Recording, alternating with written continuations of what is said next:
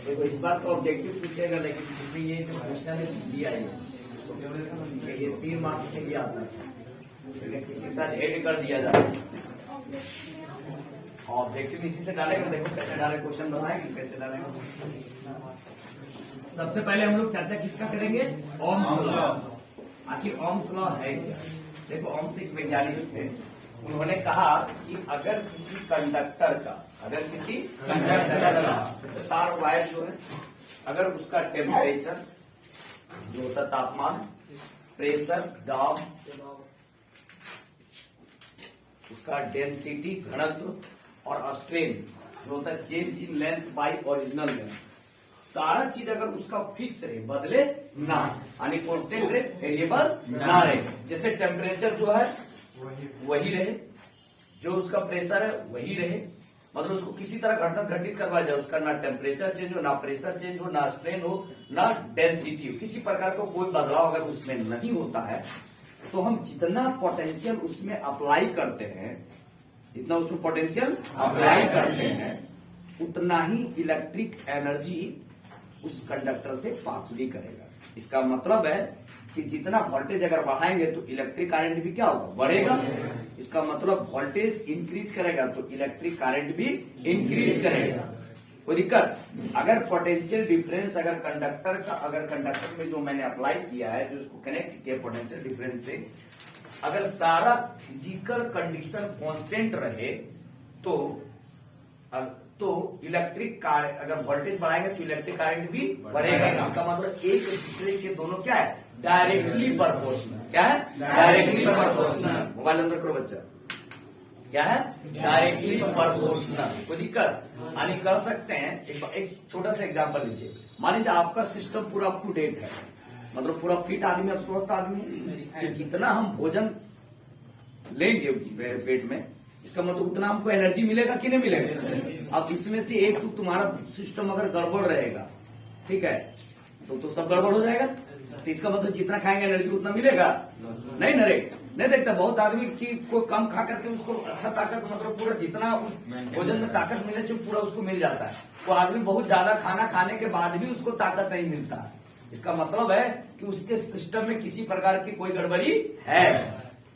तो गड़बड़ी अगर रहेगी, अगर कोई हर चीज अगर कांस्टेंट नहीं रहेगा, इसका मतलब है अगर हर चीज कांस्टेंट नहीं रहेगा, इसका मतलब है कि वो उसमें एनर्जी क्या करता है? लैप्स कर जाता है, लॉस करता है।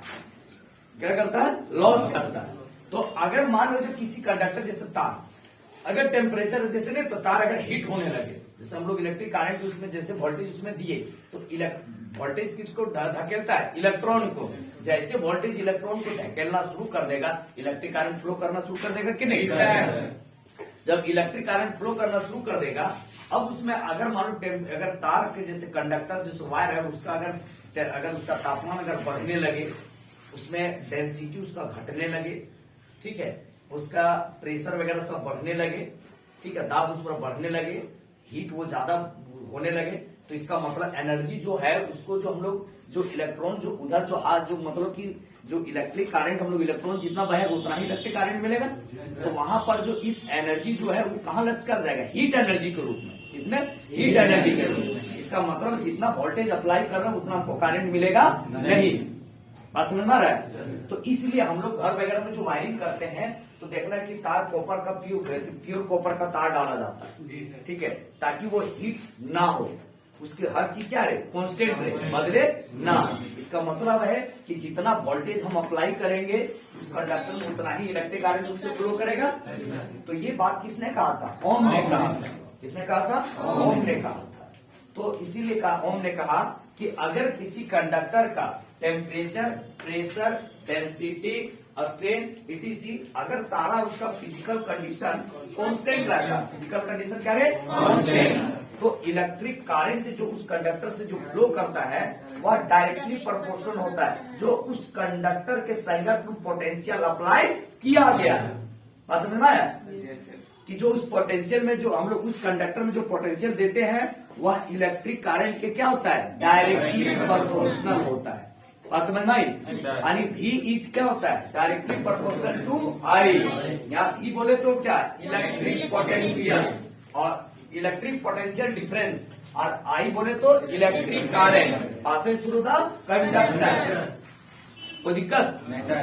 तो आने हम लोग ओम्स लॉ को इस प्रकार डिफाइन करेंगे, if physical condition, if physical condition, bracket में लिखेंगे temperature, pressure, density, strain, etc, bracket बंद कर देंगे, ठीक है, ब्रैकेट बंद कर देंगे, are constant, then electric current passing through the conductor, then electric current passing through the conductor is directly proportional to the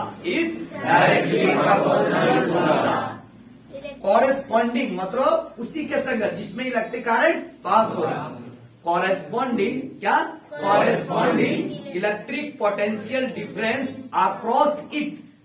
नहीं समझ में आया, नहीं समझ में आया। अरे उसके अक्रॉस जो इलेक्ट्रिक पोटेंशियल होगा वह इलेक्ट्रिक करंट के क्या होगा, डायरेक्टली प्रोपोर्शनल। कोई दिक्कत? फिर से एक बार मैं डिफाइन पूरा बढ़िया से कर रहा हूं, लिखूंगा मैं इस पर, if physical condition, temperature, pressure, density, strain, etc are constant, then electric current passing through the conductor is directly proportional to the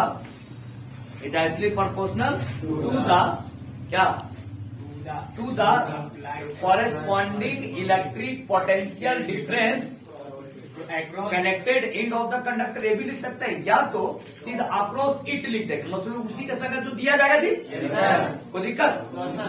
तो हम लोग इतना शॉर्ट में हिंदी में समझ लीजिए। अगर कोई पूछे कि बताइए ओम्स लॉ क्या है, तो बोलिए ओम्स लॉ ने कहा, ओम ने कहा था कि अगर किसी कंडक्टर का फिजिकल कंडीशन जैसे टेम्परेचर, प्रेशर, स्ट्रेन और ये डेंसिटी वगैरह कांस्टेंट रहे, तो जितना पोटेंशियल उसमें अप्लाई करेंगे पोटेंशियल डिफरेंस, उतना इलेक्ट्रिक करंट उस कंडक्टर से पास करेगा। इसका मतलब है कि इलेक्ट्रिक पोटेंशियल जो होता है वह इलेक्ट्रिक करंट के क्या होगा, डायरेक्टली प्रोपोर्शनल। कोई दिक्कत? ऐसा घटना घटित कब होगा, जब सारा सिस्टम उसका क्या रहेगा, किसका, मेरा तुम्हारा, कंडक्टर का। कंडक्टर जिससे वायर भी बोल सकते हैं, ठीक। तो साथ देंगे क्या, बोलो जी।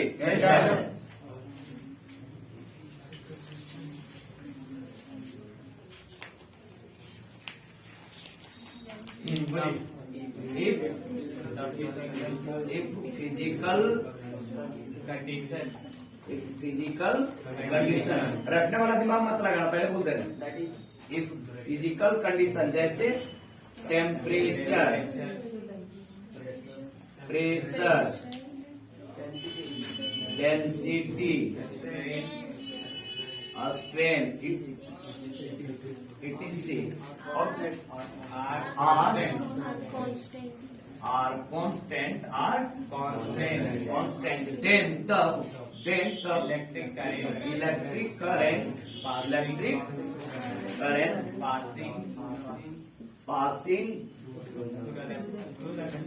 passing through the conductor is directly proportional. बोलो बच्चा, is directly proportional to the is directly proportional to the directly पहले प्रोपोर्शनल लिखेंगे तब ना, proportional to the corresponding electric potential. Corresponding मतलब क्या होता है, के संगत लिख देते हैं इसका, मतलब जिसका जिसमें इलेक्ट्रिक करंट पास कर रहा उसी में ना दूसरा का वोल्टेज उठा के लेगा ना, खाएगा उतना एनर्जी तुमको मिलेगा। कभी कभी होता है, अरे होता है ना। पटना में रहते थे तो बगल में एक बिहारी लड़का रहता था, एक लड़का बड़ी पतला था, है ना, एक रूम में जो लगा रहता था। एक बिहारी बहुत पतला था, एक बिहारी बहुत एकदम चौड़ा था, ठीक है। तो जब चौड़ा था ना, तो बेचारा कुछ खाता था एकदम पूरा एकदम, और बोलता था कम खाते, कहते लोग कम खाते मोटे जाते हैं। तो पटनारवा उसका पत्रकार था, बोलता था गजब भैया, हम खाते ज्यादा मोटा रहा है। तो बिहारी लोग का जो ना गाय वगैरह हर घर में गाय मिलता है बिहार में, प्यारे लोग लगता है, और सब घी बहुत ज्यादा खाता है। तो क्या क्या पत्रका बिहेरिया लाया एकदम, हाँ तू लुट लुट है, लुट यार लुट लुट। तू क्या किया, घी लाया एक डब्बा एकदम पूरा प्योर घर का लाया, एकदम घी लाया, तो खाना शुरू कर, बोला देख थोड़ा 1 महीना तुमको तोड़ से ज्यादा हो जाएंगे। अभी घी खाना एकदम पूरा टाइट शुरू किया, अभी जितना घी खा उसका पटारा उतना और चौड़ा होते जाए। बोला अब हम लोग देखे कहा बात है और चौड़ा होते जा रहा, बोले घी कौन खा रहा है? बोला मोटका बोला कि नहीं मैं पटनरवा खा रहा, तो बोले रिएक्शन कर रहा है कि एक्शन कर रहा है समझ में नहीं आ रहा है, खा रहा है वो डायरेक्टली पर तुमको हो रहा है, तो खा रहा था वो और मोटा रहा था उसका पटनरवा। 1 महीना ही खाया और मोटा के एकदम चौड़ा हो गया पूरा एकदम, है ना। तो कहा पीछे वाला कहा कोई बात नहीं, तो बगल वाला बोलेगा तुम खाओ हम मोटाएंगे, हम तो पैसा दे देते खाने के लिए। To the corresponding electric potential difference. Corresponding to the electric potential Actually, difference. क्या क्या रखता तो घिया रखता तो जाता था क्लास, तो उसको चुरा के खा लेता था गधा मोटका, ठीक है। तो पत्रकार तो इसे पाता था, मोटका और मोटा गया, ठीक है। अब देता था फिर लेवल कर, एक चम्मच खेबे करता था। Electric potential difference. Corresponding to the Electric potential difference. electric Potential difference. बोलो जी, electric potential difference Across it. Difference Across it. Across मतलब जो उसको दिया जा रहा है, अक्रॉस मतलब जो उसके संगत में है। बोलो जी,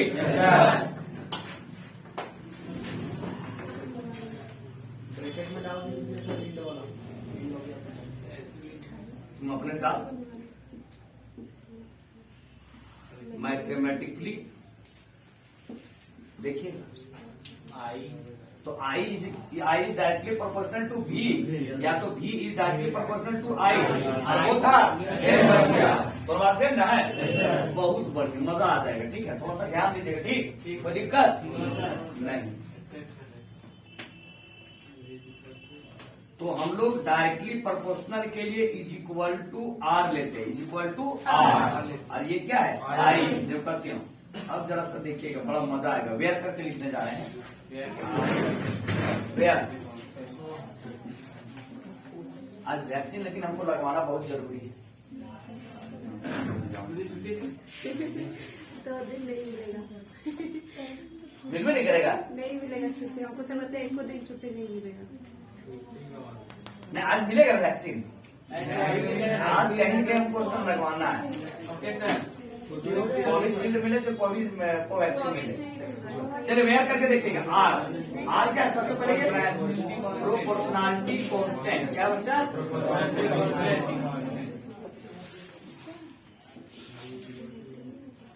नोन एज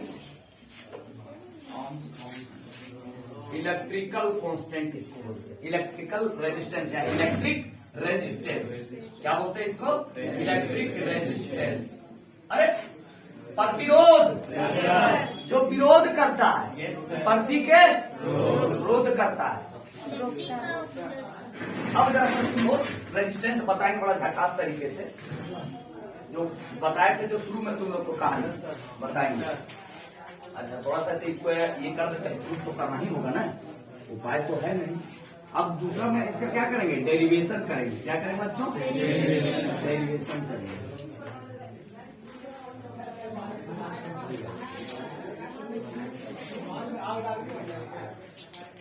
पीछे मत देखो, कुत्ता लोग ऐसे भौंकते रहता है दिन में, कोई काम धंधा नहीं। चलिए थोड़ा ध्यान दीजिएगा, ठीक है। देखो डेरिवेशन में सबसे पहले कंडक्टर लेते हैं, क्या करेंगे? कंडक्टर।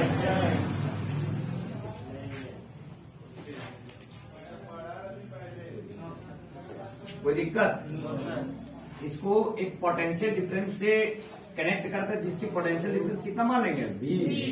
कितना मान लेंगे? V।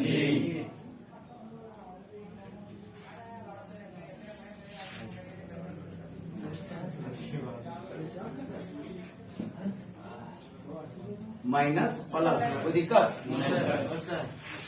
ये टर्मिनल प्लस और ये टर्मिनल माइनस। अभी देखो पीछे झाड़ेंगे उसे, इसकी पोटेंशियल डिफरेंस क्या होगी? क्या होगी? इलेक्ट्रिक करंट तो जाएगा इधर से, आएगा इधर से।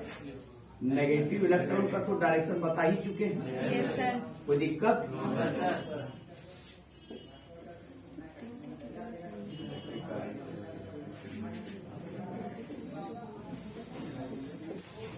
तो इसमें इलेक्ट्रिक फील्ड अप्लाइड होगा। अच्छा, इसकी ड्रिफ्ट वेलोसिटी vd होगी।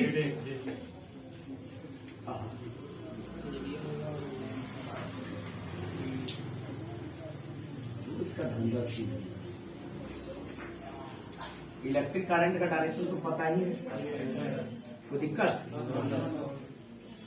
कोई दिक्कत? चलिए, माइनस प्लस हो रहा है, यहाँ नहीं डालेंगे। कोई समझ रहा है ना? Yes, ये नेगेटिव इधर शिफ्ट करेंगे, यहाँ पे नेगेटिव, यहाँ पे क्या आ जाएगा? पॉजिटिव। अच्छा, नेगेटिव इलेक्ट्रॉन तो पता ही है। अब ज्यादा इसको कैच कैच नहीं करेंगे। कोई दिक्कत? चलिए, लिखने फिर वो मात्रा जरा सा गौर कीजिएगा। लिखेंगे कंसीडर, क्या लिखेंगे? कंसीडर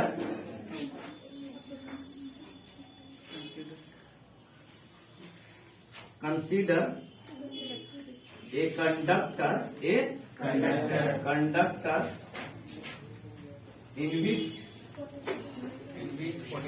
potential difference, क्या बच्चा? वही same to same, he is applied। अब जरा देखिए, अगर यहाँ सारा चीज का कांस्टेंट रहेगा तो जितना ये वोल्टेज आएगा उतना ही इसमें इलेक्ट्रिक करंट फ्लो करेगा। इससे बोलो जी, जरा से गौर कीजिएगा।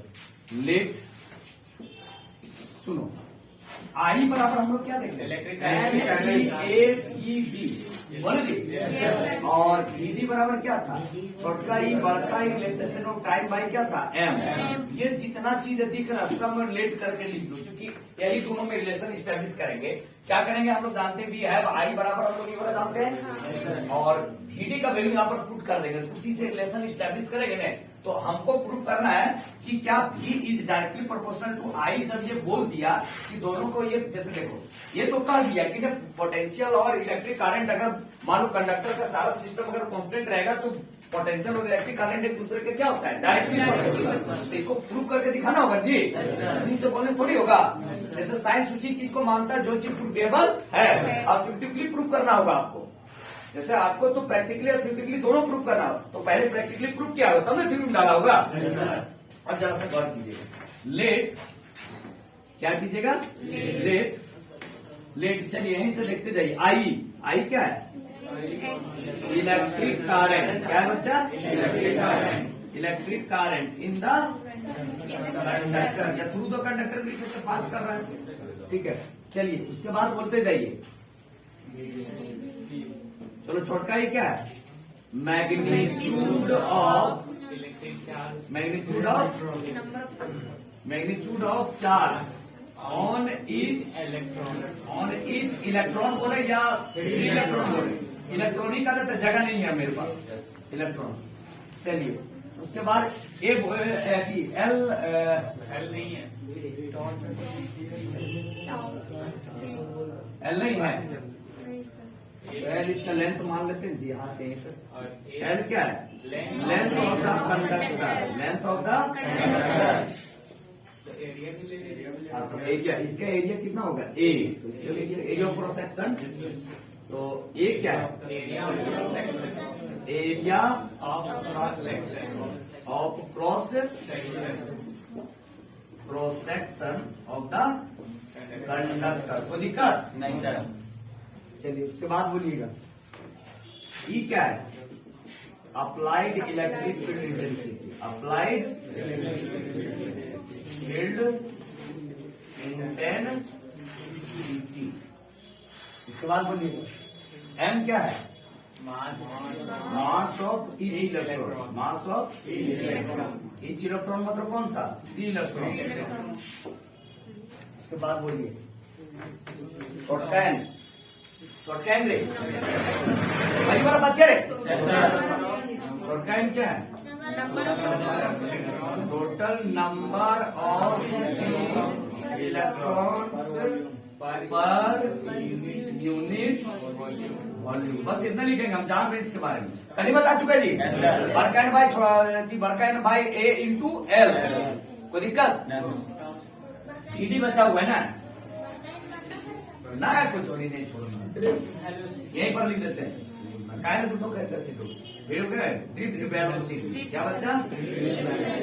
Drift velocity of free electrons, drift velocity of electrons, प्रत्येक इलेक्ट्रॉन्स का यहाँ पर चर्चा होगी। चलिए